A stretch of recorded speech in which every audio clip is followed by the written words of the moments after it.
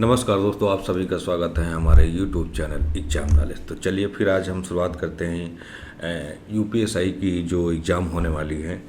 तो हमारा ये जो चैप्टर है, ये चैप्टर जो है हमारा चैप्टर नंबर 2। अभी तक हमने 50 क्वेश्चन करा दिया है। तो आप लोग जो पहली वीडियो पढ़ गए तो आप लोग प्लीज़ उसको जाके देख सकते हैं।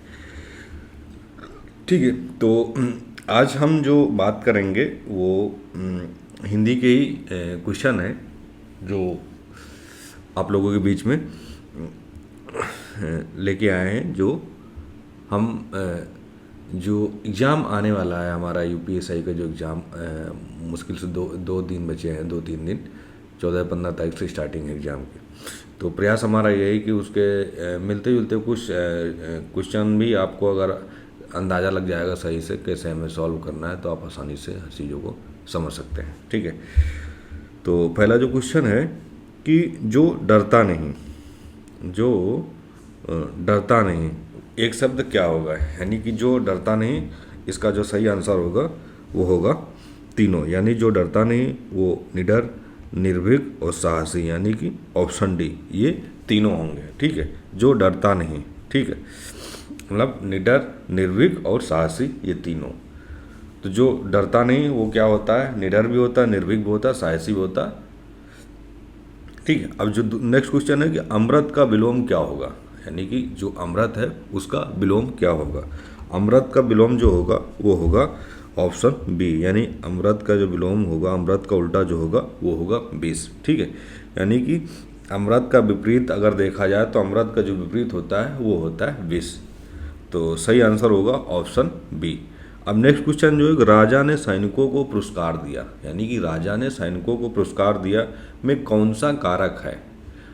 ठीक है, क्या पूछ रहा, कौन सा में कौन सा कारक है। ठीक है, ऑप्शन ए कर्म, ऑप्शन बी कारण, ऑप्शन सी संप्रदान, ऑप्शन डी अधिकरण। ठीक, इसका जो सही आंसर होगा वो होगा ऑप्शन नंबर सी, यानी कि संप्रदान। भाई राजा ने सैनिकों को पुरस्कार दिया तो इसमें कौन सा कारक पूछ रहा है, यानी कि संप्रदान। ठीक है, संप्रदान, ये क्या होगा, ये हो गया, यह जो है संप्रदान, यह देने के भाव में है। ठीक, यह देने के भाव में है। ठीक है, अब हमारा जो नेक्स्ट क्वेश्चन है कि नीलांबर शब्द में कौन सा समास है, यानी कि नीलांबर जो शब्द है उसमें कौन सा समास है। नीलांबर शब्द में कौन सा समास है, देखिए। ठीक, ऑप्शन ए द्वंद्व, ऑप्शन बी बहुब्री, ऑप्शन सी तत्पुरुष, या ऑप्शन डी कर्मधार धार। तो इसका जो सही आंसर होगा वो होगा ऑप्शन डी, यानी कि कर्मधार। कर्मधार सही आंसर होगा इसका, कर्मधार। कर्मधार का मतलब होता है जो नीला है, जो अंबर, ठीक है, नीला, नीला है जो अंबर, नीला है जो अंबर, वो होगा कर्म धार। ठीक, नीला है जो अंबर, उसका मतलब वो कर्म धार। ठीक है, हमारा अब जो नेक्स्ट क्वेश्चन है, सुंदरता में प्रत्यय क्या है। ठीक है, प्रत्यय, तो सुंदरता में प्रत्यय क्या है, सुंदरता में सुंदर प्लस ता, सुंदर प्लस ता। ठीक है, तो क्या बन जाएगा, सुंदरता। तो इसमें ऑप्शन क्या होगा, ऑप्शन नंबर ए, यानी कि ता। ठीक है, सुंदर प्लस ता, तो क्या बन जाएगा, प्रत्यय सुंदरता। अब जो नेक्स्ट, जो दिखाई ना दे, यानी कि जो दिखाई ना दे, उसमें एक शब्द क्या बनेगा, जो दिखाई न दे उसमें से एक शब्द क्या बनेगा, जैसे कि अज्ञात, आदृश्य, अस्पष्ट, या गुप्त। इसका जो सही आंसर होगा वो होगा आदृश्य, यानी कि ऑप्शन बी का आदृश्य। आदृश्य का मतलब जो दिखाई न दे वो होगा अदृश्य,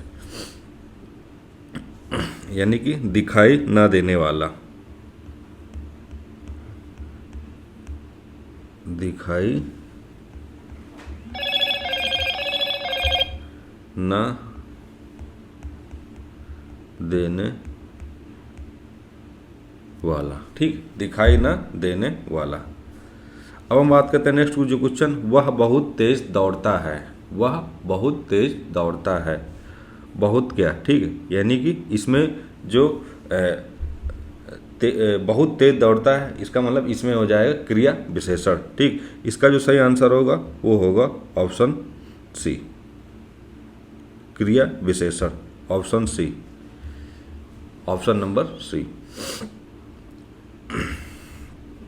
यानी कि यह दौड़ने की मात्रता बता रहा है, क्रिया जो विशेषण है वो क्या है, दौड़ने की मात्रता बता रहा है, ठीक है। अब हम बात करते हैं नेक्स्ट जो हमारा क्वेश्चन, भारत महान है। भारत महान है, तो भारत महान है, इसमें कौन सी संज्ञा है, ठीक है। यानी कि भारत महान है तो इसमें कौन सी संज्ञा है, इसमें क्या होगी, व्यक्तिवाचक संज्ञा, यानी कि ऑप्शन नंबर डी, ठीक है, ऑप्शन नंबर डी। देश का ये जो है, ये देश जो है, ये देश का जो नाम पड़ता है ये पड़ता है व्यक्तिवाचक संज्ञा, व्यक्तिवाचक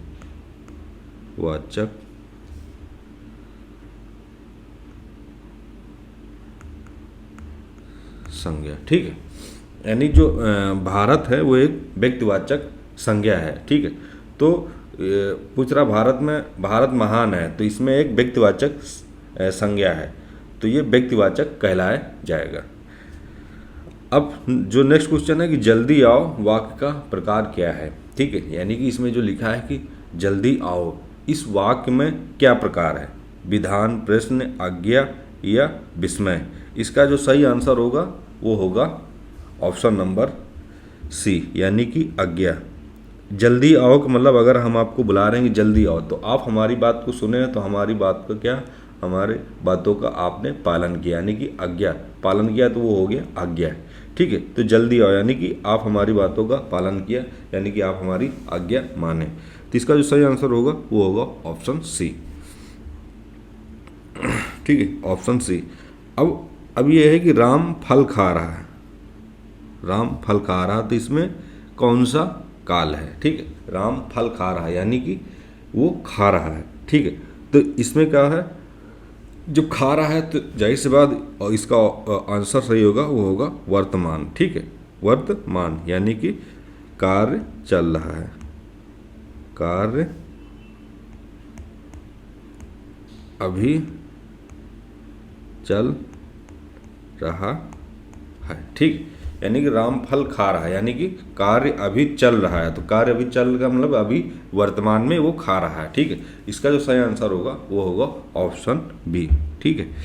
अब हम बढ़ते हैं नेक्स्ट क्वेश्चन की ओर, दिन रात, ठीक है, दिन और रात। जब दिन और रात होते हैं तो ये हो जाते हैं क्या, द्वंद्व समास, ठीक है। जब दिन रात एक साथ है, दिन और रात, तो ये हो जाएंगे द्वंद्व समास, ठीक है। अब जो नेक्स्ट है 12 कि विद्यालय, विद्यालय, तो इसमें क्या हो जाएगा, तथ्य पुरुष, यानी जो विद्यालय होता है इसमें बहुत से पुरुष हों जो वो विद्यालय में पढ़ते हैं, तथ्य पुरुष समास, यानी कि बहुत सारे व्यक्ति, ठीक। अब हम बात करते हैं जो क्वेश्चन सत्य, सत्य का जो होगा वो होगा भाववाचक संज्ञा, ठीक है।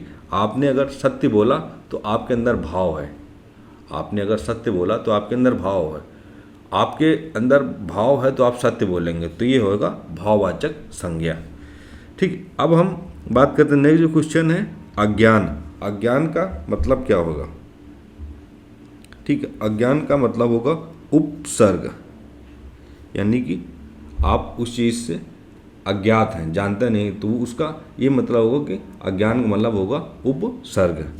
अब हम बात करते हैं नीर, ठीक है। आप सबको पता होगा नीर का मतलब होता है जल, ठीक है। तो जल का क्या हो जाएगा, पर्याय। अब इसमें बताएं कि जैसे माता पिता, ठीक है, माता पिता, तो ये हो जाएगा द्वंद्व समास। अभी हम एक पढ़े हैं कि देखा होगा आपने कि जैसे कि हम लोग यहाँ पे क्या पढ़े, माता पिता, तो ये माता पिता क्या है, एक द्वंद्व समास है। इसी तरीके से अभी हमने यहाँ पे पढ़ा था दिन रात, ठीक है, दिन रात, तो ये क्या हो गया, ये भी एक द्वंद्व समास हो गया। तो आप हमेशा ध्यान रखेंगे जो चीज़ें मिलती जुलती, जैसे कि दिन रात, तो ये द्वंद्व समास हो। उसी तरीके से माता पिता, तो ये क्या हो जाएंगे, द्वंद्व समास। इसी तरह अगर हो जाएगा भाई बहन, तो ये भी क्या हो जाएगा, द्वंद्व समास। तो इस तरीके के क्वेश्चन आते रहते हैं। ठीक, अब हम बात करेंगे खेलना। खेलना जो है ये जो एक क्रिया है वो आक्रमक क्रिया है। कौन सी, आक्रमक क्रिया।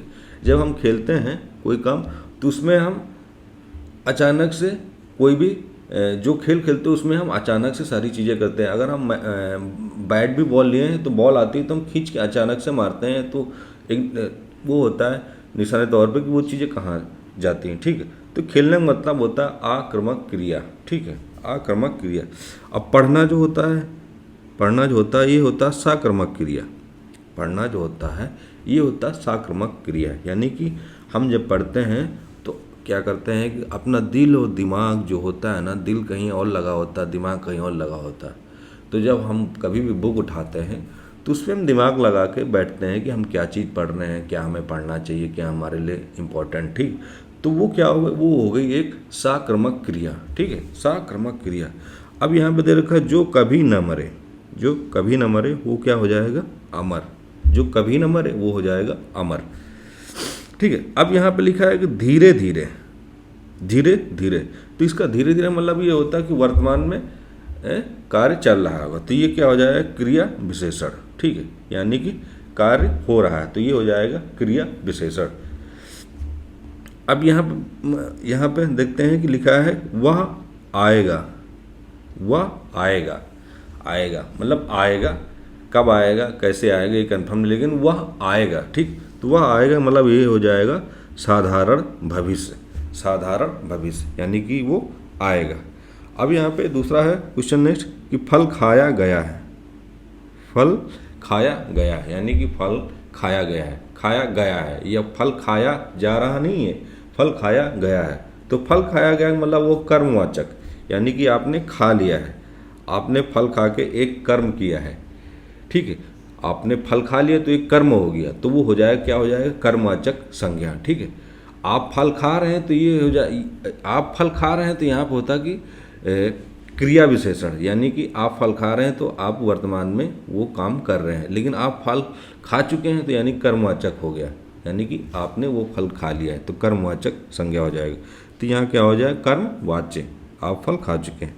अब यहाँ जो होगा रामायण का वो वाल्मीकि होगा। ठीक है, राम ही जाएगा, यहाँ पे राम ही जाएगा तो हो जाएगा, यहाँ पे मतलब कन्फर्म है कि राम ही जाएगा, तो यहाँ पे हो जाएगा निपात। ठीक है, निपात। अब यहाँ सुशील का क्या होगा, गुणवाचक विशेषण। ठीक है, जैसे कि सुशील है, किसी का नाम है, ये जो भी है, तो हम उसका अगर नाम लेते हैं या उसके बारे में बात करते हैं तो ज़रूरी नहीं हम उसके बारे में कुछ गलत सोचें। ठीक, कुछ ना कुछ चीज़ें होती हैं जो हमेशा किसी न किसी का नाम लेते हैं, तो जब नाम लेते हैं तो कुछ ना कुछ उसमें गुण दिखाई देते हैं। ठीक, तो जैसे ये सुशील है तो सुशील जो है एक गुणवाचक विशेषण है। अब हम बढ़ते हैं अल्प विलोम। अल्प विलोम का मतलब होता है अधिक। अल्प विलोम का मतलब होता है अधिक। घर घर, अब इसका होगा घर घर, तो घर घर का मतलब हुआ अव्ययी भाव। जब कोई घर घर का होता है अव्ययी भाव, हम किसी के घर घर जा रहे हैं यानी कि बार बार जा रहे हैं या एक एक घर में जा रहे हैं, तो वो हो जाएगा अव्ययी भाव। मैं का मतलब उत्तम पुरुष। अगर मैं हूँ तो ये मेरे अंदर का जिज्ञासा है कि हाँ मैं ही उत्तम हूँ, मैं ही एक उत्तम पुरुष हूँ। ठीक है, तो ये एक हुंकार होती है कि हाँ मैं हूँ, तो ये मैं उत्तम पुरुष हो गया। ठीक है, तू का मतलब होता है मध्यम पुरुष, यानी कि मैं उत्तम पुरुष और तू मध्यम पुरुष। वह का मतलब होगा अन्य पुरुष। ठीक है, वह यानी कि अन्य पुरुष। तो यहाँ पे ये तीन चीज़ें ध्यान रखने हैं कि मैं का मतलब उत्तम पुरुष, तू का मतलब मध्यम पुरुष और वह का मतलब अन्य पुरुष। ये चीज़ें ध्यान रखना। ठीक, अब यहाँ आ गया देशभक्ति। देशभक्ति क्या होता है, जैसे कि हमारे अंदर देशभक्ति है, तो देशभक्ति हमारे अंदर तब होगी जब हम देश के प्रति समर्पित होंगे, हमारे मन में हमारे दिल में देश के प्रति भाव होगा। ठीक है, जब भाव होगा तो हमारे अंदर क्या होगी, देशभक्ति आएगी। तो यहाँ पर क्या हो जाएगा, भाववाचक संज्ञा। क्या हो जाएगा, भाववाचक संज्ञा, यानी कि हमारे अंदर भाव है। ठीक, अब यहाँ पे क्या हो गया, पुस्तकालय। पुस्तकालय, तो यहाँ पे तत्पुरुष। तत्पुरुष का मतलब ये होता है कि पुस्तकालय, अगर पुस्तकालय है तो वहाँ पे बहुत सारे पुरुष पढ़ने जाएंगे। तत्व माने तत्पुरुष, यानी बहुत सारे पुरुष वहाँ पे क्या करने, पढ़ने जाते हैं, तो हो जाएगा तत्पुरुष। से का मतलब होता कारण और कारक, ठीक है। कारण, क्या कारण और कारक, ठीक है, दोनों में डिफरेंट है, लेकिन देखा जाए तो एक ही। तो कारण में ज़्यादा डिफरेंट नहीं माना है से, ठीक है। से का मतलब कारण और कारण। में अधिकरण, जैसे कि मान चलिए कि मैं गया ये काम कर लिया, मैं गया ये काम किया, तो ये क्या हो जाएगा, ये एक मेरे अंदर का अधिकरण होगा, यानी कि ये मैं ही करूँगा, ये मैं ही करूँगा, ये मैं ही करूँगा, तो ये मेरे अंदर क्या है, एक अधिकरण हो गया, यानी कि मैं ही करूँगा, मेरे अंदर ये क्षमता है और मैं ही करूँगा, किसी को करने देंगे, तो ये अधिकरणवाचक हो गया, अधिकरण कारक हो जाएगा, यानी कि मैं का अधिकरणवाद। अब हम बढ़ते हैं को का मतलब होता है कर्म कारक, ठीक है। जैसे कि मान चलिए कि हम कुछ भी कर रहे हैं, कोई काम किया या कोई कार्य किया, तो उसमें क्या हो जाता है कि कर्म कारक होता है, ठीक है। यानी कि कोई भी कार्य किया, जैसे हमने ये काम किया, जैसे कि मैं अभी आपको पढ़ा रहा हूँ, ठीक है, तो ये क्या हो जाएगा, कर्म कारक, यानी कि हम अगर पढ़ा रहे हैं आपको, तो ये हमारा कर्म कारक है कि हम आपको पढ़ा रहे हैं। तो यहाँ पे को का मतलब होगा कि कर्म कारक। अब यहाँ पे निडर का मतलब होगा विशेषण, ठीक है। राम ने लिखा यानी कि कृत्यवाच्य, राम ने लिखा अपनी, यानी कि लिखा तो उन्होंने क्या, अपने कृत्य किया, कृत्य लिखा तो वो कृत्य में हो जाएगा, तो यानी कि कृत्यवाचक। राम ने लिखा, तो ये राम ने लिखा इसका मतलब हो जाएगा कृत्य किया, यानी कि कृत्यवाचक संज्ञा। अब हम बढ़ते हैं कौन। अब कौन में क्या होता है, जैसे मान चलिए कि आप कौन हैं, हम आपको नहीं जानते हैं, तो ये एक तरीके क्वेश्चन मार्क हो गया कि हम आपको नहीं जानते, जैसे हम आपको पहचानते हैं, ठीक है, तो ये क्वेश्चन मार्क नहीं, लेकिन हम आपको नहीं पहचानते, तो यहाँ पे क्वेश्चन मार्क हो गया, तो यहाँ पे लिखा है कौन, 38 का देखा है, तो यहाँ पे क्या हो जाएगा, प्रश्नवाचक सर्वनाम। हम आपको नहीं जानते, आप कौन हैं, कैसे हैं, तो यहाँ पे हो जाएगा प्रश्नवाचक सर्वनाम। नेक्स्ट जो क्वेश्चन है जलपान। जलपान मतलब तत्सम शब्द, ठीक। जैसे आप लोग गए, काम किए, कहीं गए, जो भी काम किया, ठीक है, तो वहाँ पे क्या होता है, तत्सम शब्द होता है। जलपान का मतलब, अब हम अकेले नहीं गए, कितने लोग गए, तो वहाँ पे एकत्रित हुए, ठीक। तो जलपान मतलब तत्सम शब्द, बहुत लोग थे, ये कम लोग थे, लेकिन थे वहाँ पे, ठीक। रातों रात मतलब अब व्यय।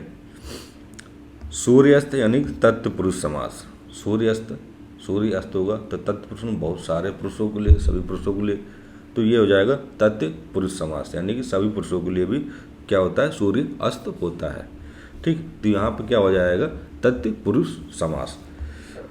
अब नेक्स्ट जो है पवन का मतलब वायु।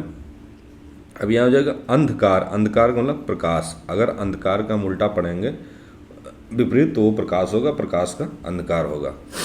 अब यहाँ पे क्या है, पढ़ाई करना क्या हो जाएगा, एक संयुक्त क्रिया। अगर हम आपको पढ़ा रहे हैं तो ये क्रिया कर रहे हैं, ठीक है, पढ़ाई करना है तो ये संयुक्त क्रिया हो जाएगा। अब निष्फल मतलब उपसर्ग, जिससे हमें कोई लालच मोह नहीं, तो वो उपसर्ग हो जाएगा निष्फल।